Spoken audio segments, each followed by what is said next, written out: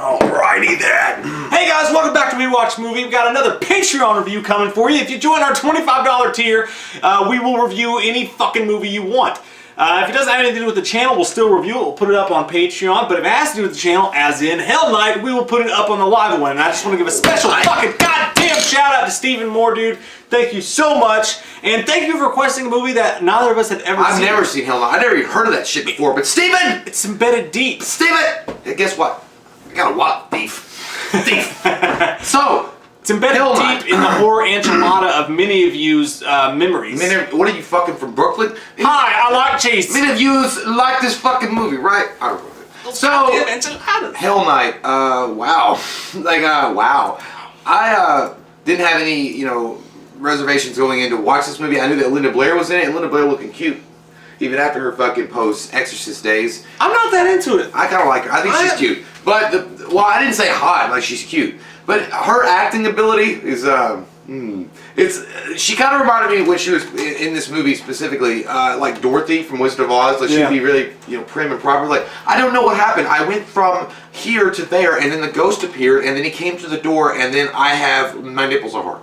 And then the guy was like, don't worry about it. I will take care of this for you. Now, I think she was miscast though. Like that's what I think about her, because they wanted her to be like this hot, like bombshell, walk in the door, Mary Jane type. But the guy's sitting there talking. He's like, "Who's that?" And she's not. She's just not that character. She's cute though. She should have been. What they should have done with her is they should have her like come in later and be like the one kid who's not getting fucked up and doing drugs. And she was, but they kind of made her the star as the film. She should have been like a surprise, like heroine character. I feel like it would have been a lot better. Yeah, the idea of the movie, what's taking place during the movie, the plot is that it's a frat party. And by the way, at the very beginning, scared the shit out of me when that girl goes, ah! Like it was immediate. I'm like, oh shit! Like, I wasn't expecting some woman to already be fucking fucked up on coke. You just take off your pants, like, oh, it's gonna be that kind of night. It's like, okay, so, let's do this. Hell Night. I'm glad I did some aerobics. So it goes from they're having a frat party, and these initiates have to stay the night at the Garth mansion, which is supposedly haunted. Garth got his own pews. Don't say anything. Where I'm low on gas and you need a jacket. My woman likes me in cologne. But yeah, so they have to stay at the Garth mansion, which is supposedly haunted, and all this bad shit took place there. It's only 6 hours. It's not even that big of a challenge, honestly. Like, I mean, I smoked pot and lay next to the fire. I'd probably be fine. Actually, pot would be the worst thing you want to do in that situation. You'd be paranoid as fuck. No, because you got a hot girl there with you. So, or a cute girl anyway, so it'd be alright. I don't know. They also, by the way, I want to say this is the most fake bullshit when they were pouring beer. There's nothing in the can. The guy's pouring beer at the very beginning. He's like, I didn't know. Yeah, he's pouring beer and it's like nothing's in it. He's like, and he's shaking it like a salt shaker. Like, it's empty and he's doing this. They do have a fancy, by the way, I watched this on like blurred fucking like old school like VHS quality, but they do have a fancy new Blu-ray for it. I'll put the link for it below if you guys want to check it out yourselves on fancy Blu-ray so you can actually see that there's no beer in the can. There is no beer in the can. That's great. And anyhow, so when they go there, everything's going cool and smooth at first. By the way, that surfer dude, I can't remember his name. That's immediate. Seth. The name's Seth, darling. Wes. Yeah, she can't call him Wes. So it's Seth, bro! But anyhow, he immediately gets like English ass, which good for him, because that girl was kind of hot. I liked her. She was the party. Yeah. She's pretty slutty. She was dropping like Quaaludes. Yeah. She was gonna do cocaine and Quaaludes, but the guy who looked like he was Tony Danza took it off of her. He's kind of the leader of the crew, the one that's telling us. He looked like the leader of Cobra Kai. Yeah, he does. Cobra Kai. He lays out the whole thing for him. When put him in a body bag, Johnny. Because that's what they do as initiation. They make these people stay in this house, and he tells the whole story. And basically, the dad, he kept trying. He wanted to have kids really bad, but his kids kept coming out fucked up. So fuck your wife. So he kept trying, and the last one was really crazy. And there's this big crazy story behind it where he killed the whole family, and he left he left young Jason Voorhees to watch the whole thing happen. I was really involved in the story. I was like, God damn, you're like Billy Zane. Like, he had a voice that just captured me, and I was like into it. They all want to go fuck with them, and they have all these speakers set up, and what they do is they start fucking with them, but what little do they realize that Mongoloid they talked about lives under the fucking ground. This is what happened to O.J. Simpson. So he lives under the ground, he grabs the people and then brings them down, but that part's pretty cool. The problem I have with the movie is that while there is moments of intensity, while there's moments of like kind of cool things going on,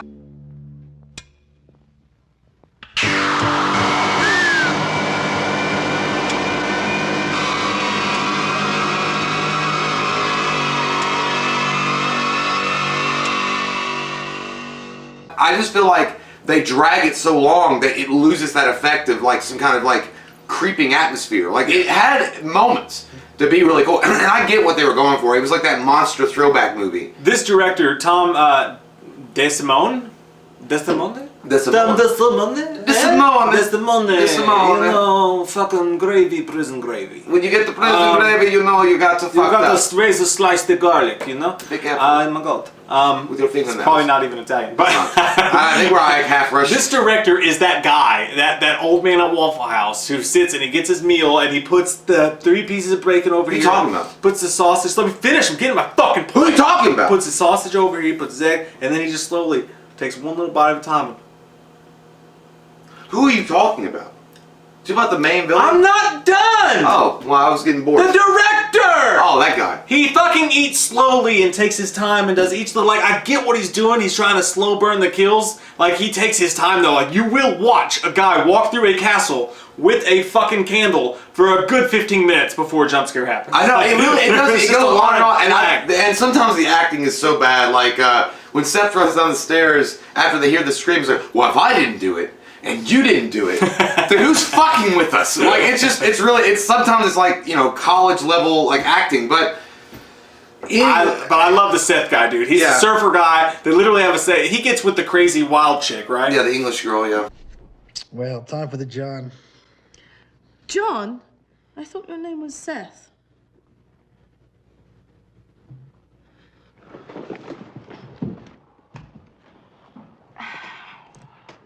And those two are my favorite, because they go upstairs and they just want to take Quaaludes, drink whiskey, and bang it out, and have a good time.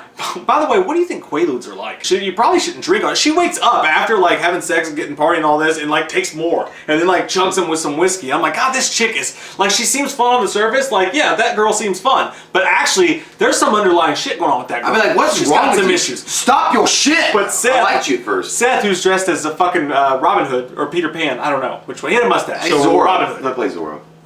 Green hat. No, he had a green hat. Seth was Peter Pan. I thought you were talking about the Billy Zane guy. Ah, no.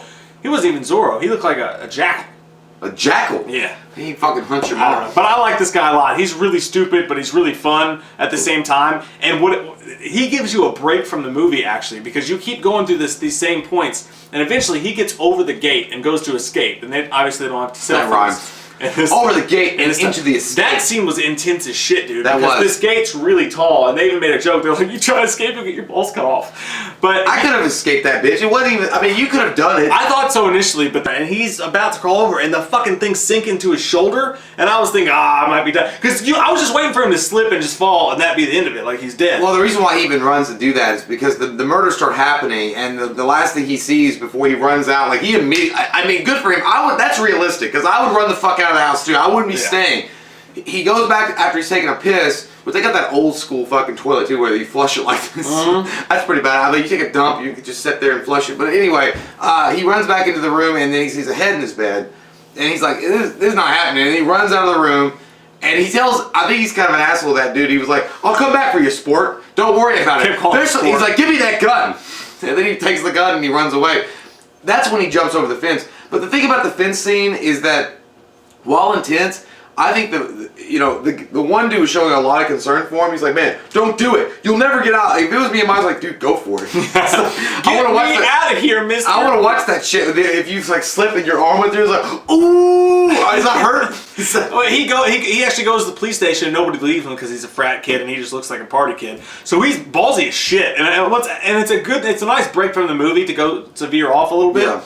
He goes to a police station and he fucking goes into the evidence room and steals guns and shit, and then hijacks a car and goes back. I was just wondering, what kind of police station just leaves their guns laying out like that with the fucking bullets next to it? And then he just does this, like, he tries to be like James Bond awesome. He looks he's like, no one saw him. And he's just like, out the window. Like, that just doesn't, like, no way. It's cool. Maybe in the 80s you could do some shit like that. Lawyers, so. whatever, I don't know. But there's him and the girl and the other party kids, and you got the kids outside who are playing the pranks on him.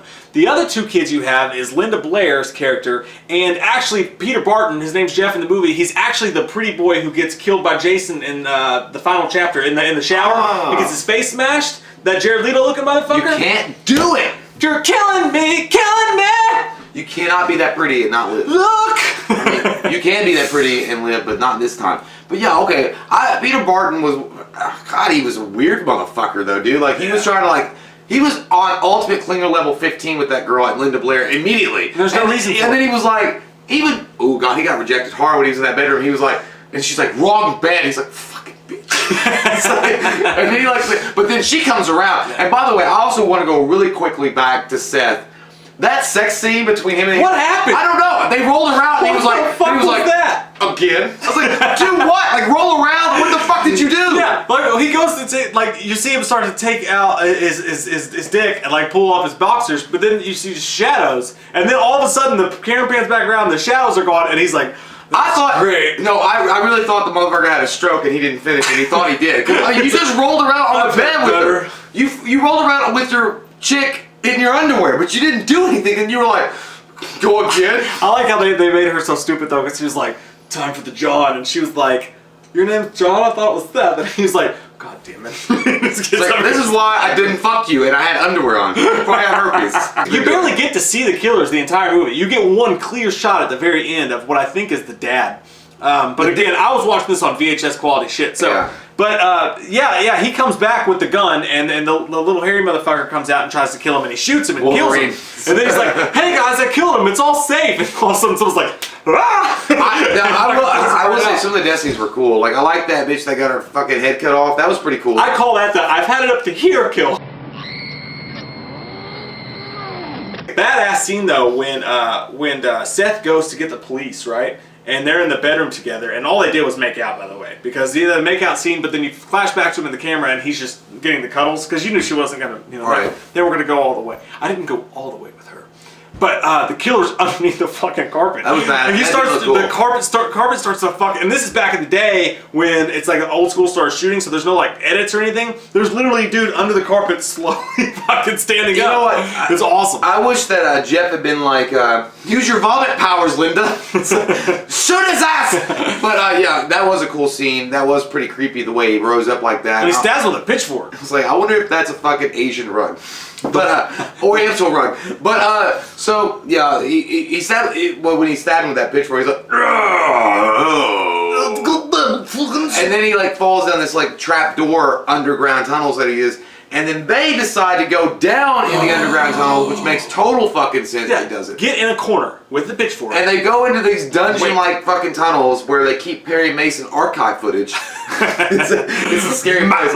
It's a scary place. And they find the parlor where all these people were murdered, and they see their friend, I don't know, the English girl, I can't remember her name. They see her there. Made a nice dinner party. Yeah, and you know, then the guy starts raging because he sees them in his parlor. He's like, I was having a day party! Now you're gonna know I'm ripping off Jason! I have crumpets and cookies! By the way, I do like about these killers is that they like to touch people's face before they kill them. He's like, whoever's standing there is like, ah! And then you get the first one he did that to was the nerdy guy. He was like, snake palm. I just picked my ass. Chocolate covered present. Yeah. So she escaped. He throws pretty boy Jared Leto out the fucking window in the longest Wilhelm scream ever. He's like, ah!